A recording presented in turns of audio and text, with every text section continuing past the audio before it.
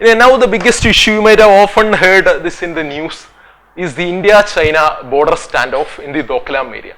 So what is the border standoff all about? So basically what the Chinese are trying to do as of now, there is this area in the India-China-Bhutan tri-junction. This area is called the Chumbi Valley. Like there is a plateau in this region called the Doklam plateau, and they are building a road through this Bhutan, India, China tri-junction. And now the Indian army has seen this road building, so the Indian army went ahead and opposed China building these roads in the Tibetan territory, sorry, in the Bhutanese territory. So basically there is no dispute between India and China in the case of Sikkim, and this region is in a tri-junction between Sikkim, Bhutan and China. Now China is claiming some of the Bhutanese territory in there, and China is building a road through Bhutan. So the Royal Bhutanese army opposed to them, but the superior PLA again it fought the Royal Bhutanese army, so there was a huge conflict there. So then the Indian army went ahead there and it opposed this road building of China through this India-China tri-junction. So there is mainly two reasons for India to doing that. One is that India has a special relations with Bhutan.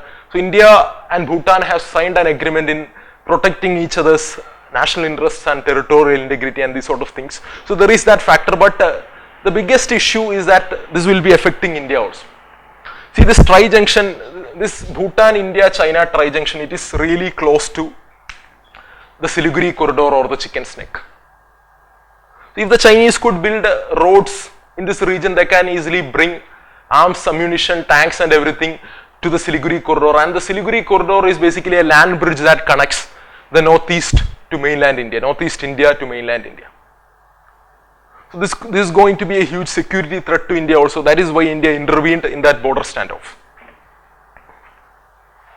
And in the past also there were many border incursions between India and China. In 1967, in 2013, there were many border incursions by the PLA on the India-China border. And in 2014 again they had two border incursions. And even when in 2014, even when the Chinese President Xi Jinping visited India, the PLA was invading India through the Ladakh sector of the line of actual control. But when Xi went back, he managed to talk the PLA out of it, and the border incursion was solved by that time period due to diplomatic talks between India and China. But now this is the most or the highest escalation in the India-China border incursions in the recent past. And one thing that we need to understand in the case of this border standoff is the special relations between India and Bhutan. India and Bhutan has a very special relations, and in 2007 we had a treaty, we have signed a treaty called the India-Bhutan Friendship Treaty, and in this treaty there is an article 2, which states that in keeping with the abiding friendship between India and Bhutan, we will be cooperating closely with each other on issues relating to national interests. Basically this refers to an agreement that India will be protecting Bhutan from China. Similarly, Bhutan will be respecting India's own national interests or India's own security in case of any disputes or any kind of dealings with China. Now let's see how did the Chinese respond to India blocking the Chinese road building on the Doklam area. So the Chinese had a very pretty harsh response. China reiterated its sovereignty, and the Chinese simply said that we are building roads on our territory. This is a disputed territory. This belongs to China. Why is India intervening in that conflict? That was the Chinese argument. And China is saying things like the British has made an agreement between Sikkim, Bhutan and China in 1890. And the first Prime Minister of India, Jawaharlal Nehru, agreed to that talks between, or that boundary established between Britain and China and Bhutan. Now why is India interfering in this kind of a conflict? But that was a very blatant lie from the Chinese establishment. Jawaharlal Nehru only agreed to the India-China border in the Sikkim sector. He was not at all ready to agree in the case of boundary conflict between Bhutan and China. So there was that part. That was again a blatant lie from the part of the Chinese, and often the word you often see, or the sentence you might have often seen about this era of international relations is whimsical Washington and belligerent Beijing. So this is an era of whimsical Washington and belligerent Beijing. Belligerent means a person who is always trying to pick a fight. That is what China is doing right now, like in the South China Sea dispute. That is the Chinese view. If you want a war, we are ready for a war. Then in the East China Sea dispute, again it is threatening Japan. In the case of India-China border conflicts, it is again taking a very aggressive stance. So there is this war tendency of Beijing, and what really strengthened the war tendency of Beijing is the lack of skill from the US administration or the current US administration. It is a very whimsical administration, like the US president, the current US president, when he made a contact with Nawaz Sharif, his first response was that it's a terrific country and terrific people. But later he went back to recall that statement. Then before he became president, he said that China is a big currency manipulator, it's a threat to the entire world. But later he again recalled that statement. He said that China is a very responsible country. It's no longer manipulating its currency. We need the help of China in managing North Korea and all. So we have a very whimsical or very unstable or constantly changing United States, which is not at all taking the role of a global leader in the international affairs. So this has really strengthened the territorial conquest of China. So the Chinese have claimed that India is trespassing to its territory, and this was the statement made by Chinese ambassador to India, Liu Zhaohui. So if you can really write things or the quotes that the ambassadors use, or if you can bring the statements of the policy establishment, that will fetch you extra marks when you are writing answers for the mains examination. So what the Chinese ambassador to India, what he said was, India will have to unconditionally pull back the troops for peace to prevail. There will not be any kind of bilateral talks to solve this border dispute. This is Chinese territory and India will have to pull back its troops. There is no talks on this issue. That was his view. And the Global Times, the leading newspaper and a major newspaper in China, which is again being sponsored by the Chinese government, it said that it accused India of undermining Bhutan's sovereignty. It accused that Bhutanese government is a puppet government. It is basically New Delhi is running the show in Bhutan. The people of Bhutan should overthrow this government in Bhutan. That was again another argument that China made. See, China often in the past, it have made several attempts to destabilize India's relations with its own neighborhood, and that is but Bhutan was never supportive of China. Even when all these kind of geopolitical conflicts happen, Bhutan strictly stood behind India. So the Chinese have understood that the Bhutanese government is not going to support China. So now they are undermining that. They are saying things like India is being micromanaging Bhutan, India is remotely controlling Bhutan and all. So beyond conquering the territory, one major aim of China through this conflict is to really destroy India's special relations with Bhutan. And they want to make Bhutan a part of the One Belt One Road initiative also. So there is that part on the conflict also. Then the Global Times tried to remind India of the 1962 war. Remember the 1962 war, you are utterly humiliated in that war. So this is going to happen if you doesn't withdraw troops from the Doklam area. That was the response of the Chinese establishment. And another thing the Chinese government did was, there were a group of Indian pilgrims, like around 57 Indian pilgrims who were visiting Kailash Manasarovar area in Tibet. This is a very important religious pilgrimage area for Buddhists as well as the Hindu community in India. So China stopped the Indian pilgrims from visiting that area.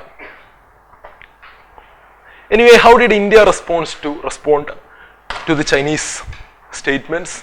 India had a much more mature or a cautious approach, but the Indian Defense Minister Arun Jaitley reminded China that India of 2017 is not the India of 1962. We didn't have any external intelligence agency back then, but this is a much more powerful India, resurgent India. If you are prepared for a war, you will be having serious consequences. Then India, again Jaitley said that we are well within our rights to defend our territorial integrity or sovereignty. So Jaitley, for India, this is a issue of national security itself. If China could build a road along that area, and if China can claim those territories from Bhutan, this will be destroying the very stability of the Northeast itself. This will be a big threat to India's national security itself. Whereas China see this issue as an issue of sovereignty, like China see this issue as India claiming some territory of China. So for them this is a national sovereignty issue. So the Chinese again are not at all ready to step back out of the conflict, and the Indians again are not at all ready to compromise on the issue because it might be affecting our national security itself. So anyway, in order to understand China, we need to understand the Chinese Communist Party and its leader Xi Jinping. So like in the last classes we discussed what was Narendra Modi's policy on the neighborhood countries. We had the neighborhood first policy. Similarly, President Xi Jinping of China, he had a policy towards neighboring countries, and this policy was mainly based on state sovereignty, national security and development interests. So basically Xi's policy was that China will not compromise on its territorial claims. We will not even give up a tiniest parcel of our land. That was the response the Chinese policy establishment made regarding the South China Sea dispute. That was their ideology. And what happened with the China is that now economically as well as militarily they have become really powerful. So you can see a cartoon. There is a talk between the dragon and an eagle, where eagle represents US, and the eagle is wondering that whether the dragon has put on a lot of weight recently. So the Chinese are economically becoming really powerful. In the next 5 or 10 years, they might even be the world's leading global economy. And another issue is that the Chinese are even now a big, hugely powerful military also. So this is a picture of the J-20, the Chinese built 5th generation fighter aircraft.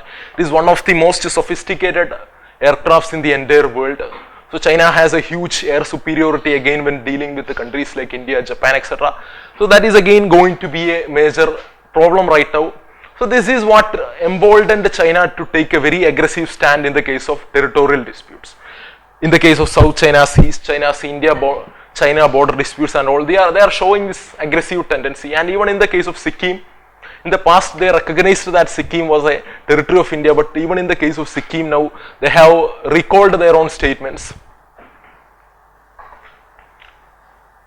And why is Sikkim? So far there has never been a conflict between India and China on the Sikkim section of India-China border, because China agreed that Sikkim is legitimately a part of India. So now what has changed with the PLA and the Chinese policy establishment?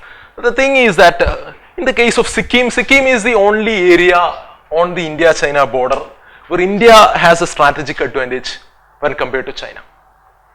In the case of the western sector or in the case of Arunachal Pradesh and all, China could maybe make an offensive against India. But in the case of Sikkim, geography is favoring India. Again, India has special relations with the Bhutan, so India can again bring its military through Bhutan. So in the case of Sikkim, if any kind of conflicts happen, India has a military advantage over China. So that is one thing that the PLA or the People's Liberation Army is really concerned about. The Chinese are well aware about the fact that if any conflict happens in the Sikkim section in the future, so India will be having advantage in that section of the boundary.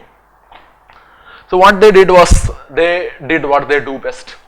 They started building infrastructure on that particular point so that they can easily bring their arms and ammunition, they can bring their tanks so that they can shift the strategic balance in the Sikkim section of India-China border. So that is why they are right now building roads on the India-China-Bhutan tri-junction. And India, in the case of India, India again have to protect Bhutan. It is the only loan-friendly neighbor of India. Most of India's South Asian neighbors have abandoned India in favor of China, especially, which is especially true in the case of countries like Sri Lanka, Nepal, etc. See, when in the 1962 India-China war happened, many politicians in Pakistan encouraged the Pakistani government that we need to send troops supporting India to help India to fight against the Chinese in 1962. So we were part of one country. Many Pakistani politicians had that voice, but it didn't happen. And now most of the South Asian neighbors of India, Pakistan, Sri Lanka, Nepal, etc. have turned against India, and they are strictly placed on the Chinese geopolitical camp. So Bhutan is the lone friendly neighbor of India. So India will have to protect Bhutan. And even in the past, India and Bhutan had a very special relationship. Like most of Bhutan's 5-year plans and everything were funded by India. And when Bhutan got representation in the United Nations, I think it was in the 80s or 90s anyway, it didn't even have any diplomats to send. So Bhutan was represented by Indian diplomats also. So there was that kind of a relationship between India and Bhutan. Anyway, put the rhetoric aside, even China is not at all ready to escalate the tension beyond a point. The problem or the factor in that case is the 2 centenary goals. What does centenary means? What does it mean, centenary? Any idea? 100 years or a century. So in 2012, the Chinese Communist Party had a meeting called the 18th Congress of the Chinese Communist Party, and in that meeting it brought out something called the 2 centenary goals, or the 2 goals that we need to fulfill before the People's Republic of China reaches its 100th anniversary, which is in 2049. And these 2 centenary goals, one was mainly about projecting a superpower image. China should be a superpower by 2049. That was one goal. Then the another goal was to make China an economically well-developed country. Or China should be a developed country by 2014. These were the 2 centenary goals of the People's Republic of China, and they were formed or formulated on the 18th Congress of the Chinese Communist Party. But the Chinese Communist Party, even it recognized that in order to have this kind of an economic development, China will have to maintain tremendous growth potential throughout all these years, and for that it will need harmonious relations, or it will need friendly relations with the neighborhood countries. So that even the Chinese understand that if they have this kind of territorial conflicts, they cannot achieve this dream of having a developed country by 2049.